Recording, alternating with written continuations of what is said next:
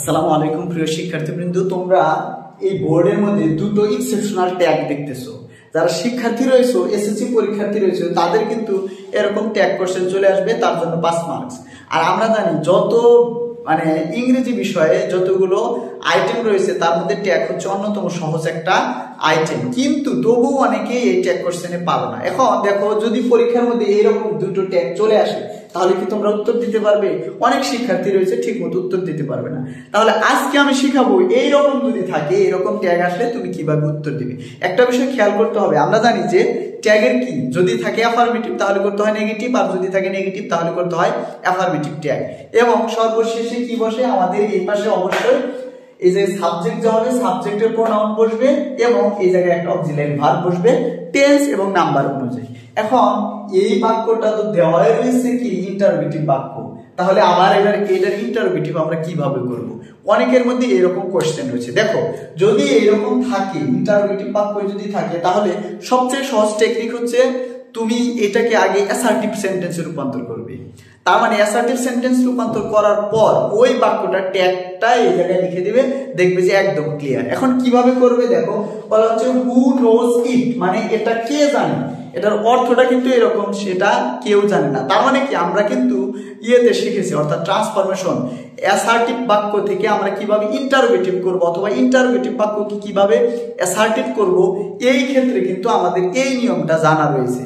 আর যারা জানো না ওইটা শিখে ফেলবে তাহলে এটা অটোমেটিকলি পারবে। তাহলে আমরা কিভাবে করব?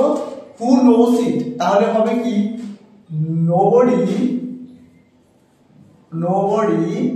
নোজ ইট, মানে এটা কেউ জানে না। এখন আমরা যদি এইটা ট্যাগ করি কি হবে? Nobody knows it. নোবডি যদি কোনো বাক্যের সাবজেক্ট থাকে তাহলে কি হবে? দে হবে। আর অবশ্যই ট্যাগ করার সময় আগে এই প্রোনাউনটা বসাবে, তাহলে তোমার ভুল হবে না।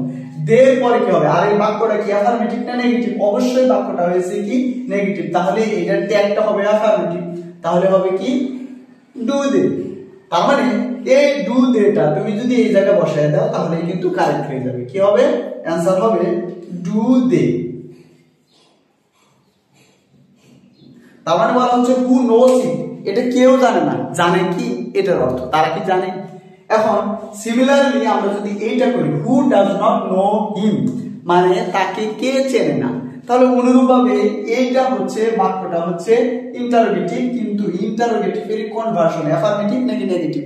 বাক্যটা কিন্তু নেগেটিভ। এখন এইরকম যদি কোনো বাক্যে ইন্টারোগেটিভ থাকে, আমরা ওইটাকে যদি অ্যাসার্টিভ বাক্যে রূপান্তর করতে যাই তাহলে কি লিখতাম? এটা কি লিখতাম? লিখতাম এভরিবডি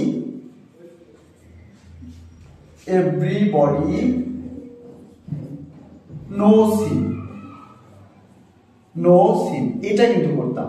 এখন এইটার যদি আমি ট্যাগ করি এভরিবডি নোজ হিম, এভরিবডির পরিবর্তে কি বলবে?